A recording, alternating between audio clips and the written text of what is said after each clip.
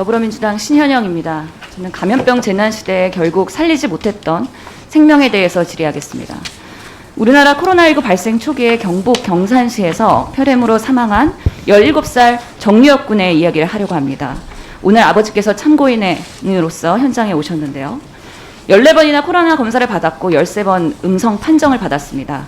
코로나와 비코로나 진료 체계 사이에서 골든타임을 놓치고 사망하게 된 안타까운 사례입니다. 먼저 아버님의 기록과 증언 그리고 의무 사본 기록을 검토해요. 제가 정리했다는 말씀을 드리겠고요. 지금 제가 종합감사에서 1년 7개월이나 지난 이 사건을 다시 조명하는 이유는 코로나 장기화된 지금의 의료체계라면 유여비에게 일어난 이 비극을 막을 수 있을지 같이 고민해 보는 시간을 갖고자 하는 것입니다. 장관님, 청장님, 마지막에 꼭 이 사건에 대해서 진솔하게 답변을 해주셨으면 좋겠습니다. 스위스 치즈 이론이 있습니다. 치즈에 뚫린 구멍들처럼 의료 시스템에 실수가 반복되면 환자 사고로 연결될 수 있다는 이론입니다. 뒤집어 말하면 사고 방지를 위한 안전체계, 의료 시스템을 구축하면 환자의 사망도 막을 수 있다는 이야기인 거죠. 유여비의 사건 개요를 간단히 말씀드리겠습니다. 2020년 3월 9일입니다. 감기 증상이 있던 유여비는 마스크 대란 당시에 가족을 위해 빗속에 줄을 섰고 이후 두통과 고열을 호소합니다. 열이 올랐지만 정부 지침대로 집에서 대기하며 상황을 지켜봤습니다.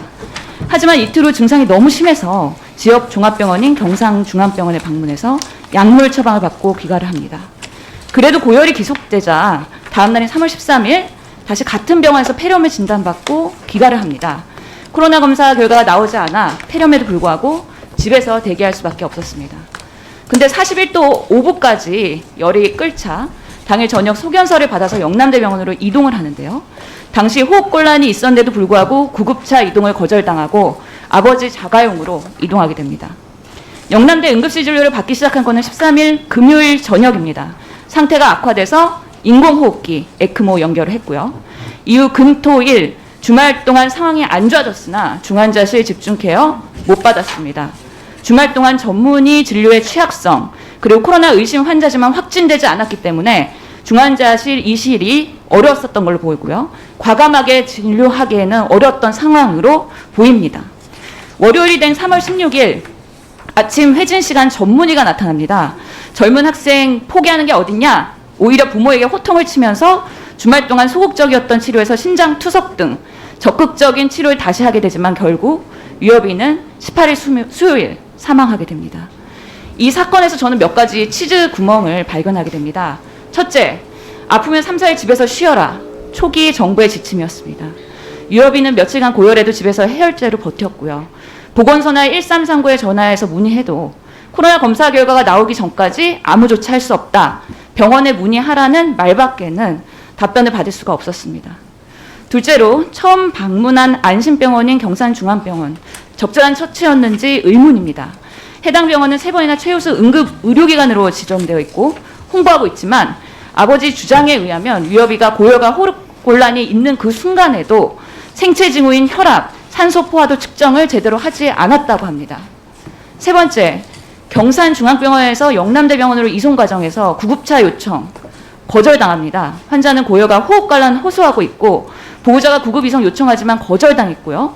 자가용으로 이동할 수밖에 없었습니다. 당시에 응급구조차에서 적절한 산소 공급 등의 조치가 있었다면 결과가 달라지지는 않았을까요?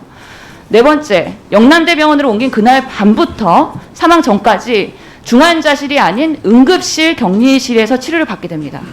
코로나 확진이 분명하지 않아서 중환자실 집중 치료 받지 못했고요. 진료의 사각지대에 놓였던 것으로 보입니다. 생명이 위중한 상황에서 코로나 집중 치료라도 아니면 단순 폐렴에 의한 집중 치료라도 받았어야 되는 건데 제대로 받지 못한 것이죠. 금요일 저녁에 응급실에 도착해서 초기 응급의학과 전문의 진료를 받았고요. 인공호흡기 에크모를 달았지만 토요일, 일요일 주말 동안 인턴과 전공의들의 주로 그들이 진료와 설명을 한 것으로 보입니다. 상태가 악화되자 주말 동안 담당 의사는 심폐소생술 포기 각서를 받기도 합니다. 유여비 아버님은 동의서에 사인을 안 할 수가 없죠. 유여비가 조금이라도 덜 아팠으면 하는 안타까운 심정으로 억지로 사인한 것으로 보입니다. 하지만 월요일 오전 회진에 전문의가 와서 오히려 적극적인 치료를 부모가 왜 포기하냐 유여비 아빠한테 호통을 쳤다고 합니다. 주말과 평일에는 응급실 진료가 이렇게 일관성과 연속성이 없어도 되는 겁니까? 상당한 의문이 드는 대목입니다. 과연 유효비는 주말에 응급실에서 중증 환자 최선의 진료를 받았던 건지 의무 기록으로도 알 수가 없습니다. 다만 의사 기록지에서 확인된 것은 3월 16일 그리고 18일 기록은 있지만 17일 의사 기록이 없습니다. 그리고 16일 기록에 오히려 17일, 18일 환자 수치가 기록된 것으로 보아 사후에 보완한 것 아니냐라는 의문도 듭니다. 의무 기록도 충실하지 않은 의료진의 허술함이 확인되는 것이죠. 다섯 번째로 유가족에 대한 의료진의 배려 없는 태도로 가족들이 마음의 상처를 받습니다. 당시 제보에 의하면 14번 코로나 검사에서 한 번 유일하게 코로나 확진이 나왔는데요. 의사는 흥분된 마음으로 유여비 아빠한테 전화해서 세계 리포트감이라고 했다고 합니다. 현장 의료진 증언에 의하면 의사들이 박수를 치면서 환호했다고 합니다. 의료진들에게는 유여비는 죽냐 살리느냐에 대한 문제보다 코로나 환자냐 아니냐가 더 중요했던 것으로 보였을까요? 여섯 번째, 유여비 사망에 대한 정부의 태도입니다. 코로나 확진이 한 번 나온 후에 정부는 유여비 검체를 세 군데 외부 기관에 의뢰를 하는데요. 세 군데 모두 코로나 음성이 나왔다고 언론에 발표합니다. 이런 과정에서 유여비 보호자와는 아무런 소통도 없었고요. 사건 이후 지금까지 정부는 유가족들에게 아무런 소통도 하지 않았습니다. 오히려 정부의 책임성을 물을까 봐 눈을 감고 귀를 닫은 것 아닌지 우려스럽습니다. 유여비 아버지는 정부가 시키는 대로 지침을 따랐지만 유여비가 왜 사망했는지 그 답을 찾고 싶어하는 겁니다. 살릴 수 없다고 해도 진정성 있는 답변을 들을 수 있다면 가슴속의 슬픔과 회한을 조금이라도 덜 수 있을 거로 보입니다. 장관님과 청장님께 이제 묻겠습니다. 유여비 사망 후 1년 7개월 지났습니다. 지금 시기에 감염병 의료체계는 제2의 유여비가 나오지 않을 거라고 말할 수 있는지요? 코로나와 비코로나 환자의 경계선에 있는 중증 환자가 발생했을 때 우리 의료는 어느 병원으로 갈지 보호자가 헤매지 않고 빠르게 최선의 진료를 제공할 수 있는 시스템인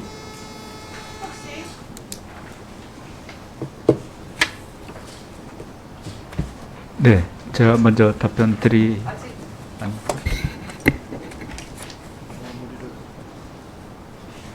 혹시 유여비가 수도권에 살았더라면 살 수 있지 않았을까요? 적어도 메르스 코로나 이후에 제3의 감염병 시대에는 우리가 이런 안타까운 죽음을 막도록 개선해야 되는 거 아닐까요? 마지막으로 저는 우리 사회가 유여비가 겪은 이 모든 일들을 함께 고민해야 된다고 생각합니다.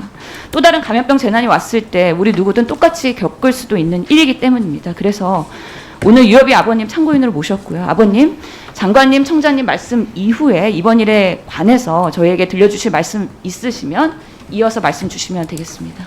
네, 장관님 부탁드립니다. 네, 우리 정의업 군의 그 당시 그 이런 경위를 통해서 사망한 거에 대해서 우리 부모님에게 굉장히 송구하고 또 위로의 말씀을 드립니다.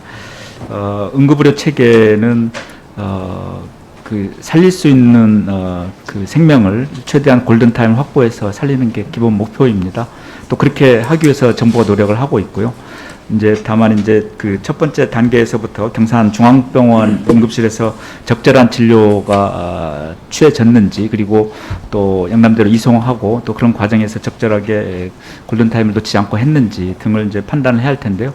그 부분은 이제 고도의 전문적 그 지식이 요하는 또 의료인들의 또 행위이기 때문에 저희들이 그거에 대해서 어떻게 좀 판단하기는 좀 곤란하지만, 아무튼 이 응급의료 체계가 이런 팬데믹 상황에서도 작동이 될 수 있도록 그렇게 저희들이 최대한 그 노력을 하겠습니다. 근데 다만 하나, 그때 이제 당시 대구 그 경북 지역에서 그 이런 1차 그 파동이 와 있는 상태에서 아마 그 여러 그 준비가 되지 않는 상황에서 이런 일이 발생했던 것 같습니다. 앞으로 저희들이 이런 일이 발생하지 않도록 저희들이 이 공공의료 체계라든지 또 응급의료 체계, 또 의료진들이 그 코로나 외에 다른 환자들의 적절한 진료를 받을 수 있도록 저희들이 그 여러 대책을 마련하고 이렇게 시행해 나가도록 하겠습니다. 이런 일이 발생하지 않도록 다시 한번 하겠다는 말씀을 드리고, 오늘 와 주신 그 정유업 군의 아버님께도 다시 한번 위로의 말씀을 드립니다. 국가가 할 일은 이런 일이 다시 발생하지 않도록 하는 거라고 저희들이 생각하고, 공공의료 확충 대책 뿐만 아니라 이런 팬데믹 상황에서 다른 그 환자 진료가 차질이 발생하지 않도록 저희들이 최대한 노력을 하겠습니다. 네, 저도 고인의 명복을 빌고 아버님 또 가족들에게 위로의 말씀을 먼저 드립니다. 코로나19의 초기 대응 상황에서는 병원 감염, 또 응급실이 폐쇄되는 그런 여러 가지 문제점들이 있어서 이제 그런 우려 때문에 코로나 이외의 환자들의 진료에 큰 영향을 주었다고 생각을 합니다. 그 이후에 특히 응급 환자에 대해서는 뭐 신속 검사되거나 진료 체계, 동선에 대한 부분들을 보완을 하긴 했지만 여전히 부족한 부분이 있다고 생각합니다. 그런 부분들은 복지부하고 협의해서 그런 코로나19 때문에 코로나19 이외의 환자들이 피해를 보지 않게끔 시스템을 계속 의료계와 협의하면서 보완하도록 하겠습니다.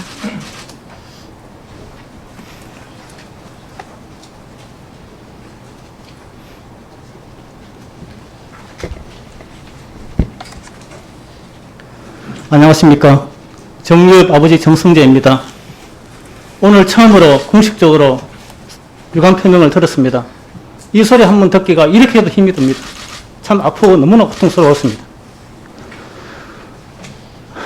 이 자리에 오기까지가 너무나 힘이 들었고 누구나 겪을 수 있는 이런 상황이 다시는 나타나지 않기를 진정으로 바라면서 말씀을 올리겠습니다. 먼저 우리 지역 국회의원님을 통할 수 없는 안타까움이 있었고 존경하는 우리 신영영 의원님을 통해서 이 자리에서 발언하게 되어 정말로 가슴 깊이 감사드립니다. 얼마 전 1년 넘게 요구해왔던 국무총리 면담 요구에 대한 총리실의 답변은 의료소송 군정으로 처리하라는 것이었습니다. 이것도 정의당 배진규 의원님을 통해서 알게 되었습니다. 병원과의 책임을 논하기 이전에 있어야 할 국가의 미흡한 대응, 시스템으로 인해 발생한 희생에 대해서는 어떠한 사과나 언급도 없었습니다. 어떤 질병 감염의 재난이 발생했을 때 격리와 차단은 궁극적인 해결책이 아니고 백신과 치료제가 나오기 전 최소한의 피해로 시간을 연장하는 데 의의가 있다 할 것입니다. 감염자들에 대한 치료법도 없는 상황에서 질병 차단의 방법으로 일반 응급 환자와 사회적 약자 계층의 치료에 대해 행해진 외면과 불평등은 K방역으로 가리워진 참혹한 현실이었습니다. 유입에는 작년 3월 마스크를 사러 갔다가 시작된 급성폐렴으로 사망했습니다. 고열일 때 병원에 바로 오지 말고 2, 3일 지켜보라는 정부 지침대로 해열제와 감기약을 복용하며 기다렸지만 막상 필요한 때에는 진료 거부를 당했습니다. 그런데 병원 측은 정부의 가이드라인을 전수했다고 합니다. 정부와 병원 모두 다 책임이 없다고 하면서 사과 한 번 하지 않았습니다. 누구도 책임이 없는데 유입은 왜 죽을 수밖에 없었을까요? 이러한 현실은 누구에게나 해당될 수 있습니다. 그래서 우리와 같은 비극을 방지하고 험난한 길을 걷지 않도록 유입의 사건에 대한 진상규명이 반드시 필요하다고 생각합니다. 또한 공공의료 강화를 통해서 민간병원의 눈치를 보지 않고 질병과 재난위기 시에 신속하고 적절한 치료를 받을 수 있도록 의료 시스템이 재편되었으면 합니다. 국민과의 소통을 거부하는 정부의 태도가 안타깝지만 유입과 같은 사례가 반복되지 않도록 코로나19 의료 경복의 실태를 정부에서 적극적으로 파악해 주시길 바랍니다. 그래서 정부에서의 자료와 민간단체의 조사 자료들을 토대로 감염병과 재난위기 시에 발생할 수 있는 의료 경복 재발 방지와 공공의료 강화를 위해 관련법 재개정이 반드시 있어야 할 것입니다. 마지막으로 코로나19를 통해 아픔을 경험한 모든 시민들이 치료받을 수 있도록 그리고 기회가 제공될 수 있도록 전국적인 치료센터가 설립되었으면 하고 그리고 치유 프로그램이 활성화되었으면 합니다. 끝까지 들어주셔서 감사합니다.